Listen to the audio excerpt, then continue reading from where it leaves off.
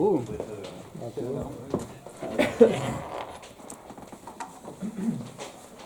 Bonsoir. Bonsoir. Quelle première, une première victorieuse et une première aussi où il y a eu beaucoup de travail pour les défenseurs. C'est une première qui va rester un peu dans ta mémoire.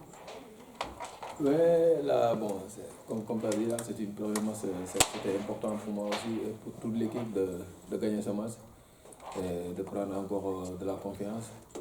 Parce que bon, on a enchaîné 2 défaites de suite. Du coup, il fallait qu'on gagne ce match pour se libérer et préparer le match contre Saint-Étienne. C'est une victoire avec du caractère. Oui, c'est une victoire avec du caractère et de la détermination. On s'est donné à fond. Bon, il n'y avait pas de calcul. Parce qu'on voulait ce match.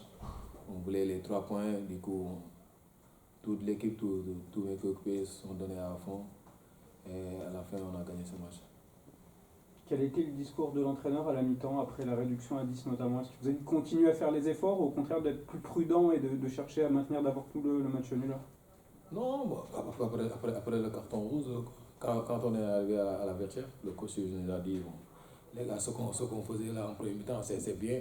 Si aussi on se rappelle bon, des matchs passés là contre Amiens et Paris PFC, c'était toujours les mêmes. On fait une bonne première mi-temps là. Mais en deuxième mi-temps, il faudra beaucoup plus de concentration.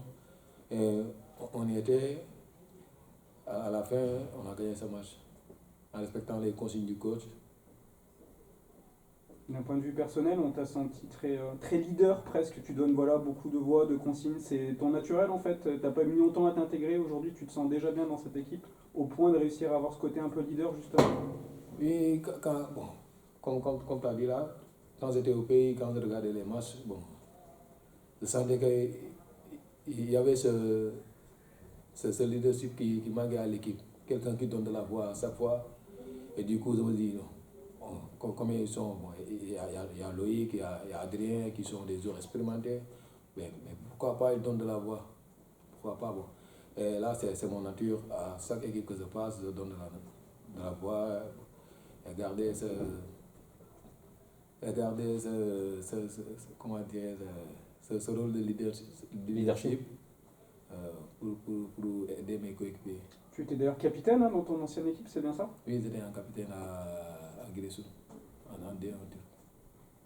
Tu as évoqué un peu l'attente au pays. Est-ce que tu peux juste revenir sur cette longue attente? Ça a été des moments très longs aussi pour toi. C'était quoi, un problème administratif qui a retardé ta venue? Oui, c'était un problème administratif. Et du coup, comme avec l'aide du coach Mika, le préparateur physique, et il nous a envoyé des programmes à faire là-bas avec un spécial coach là-bas, avec quelques-uns de mes coéquipiers à qui ils avaient joué le championnat là-bas au Sénégal. Ils m'aidaient aussi à s'entraîner matin soir. Du coup, là. C'est pour ça que tu as été prêt aussi vite finalement à jouer, parce que Mika Diaferia t'avait envoyé un programme à suivre en fait. Oui, il m'avait envoyé un programme à suivre, du coup, mais c'était pas facile. Après 4 mois et demi, à la fin, ils avaient eu des crampes, mais c'est normal. Tout bon? Bon, super. Merci. Merci à vous.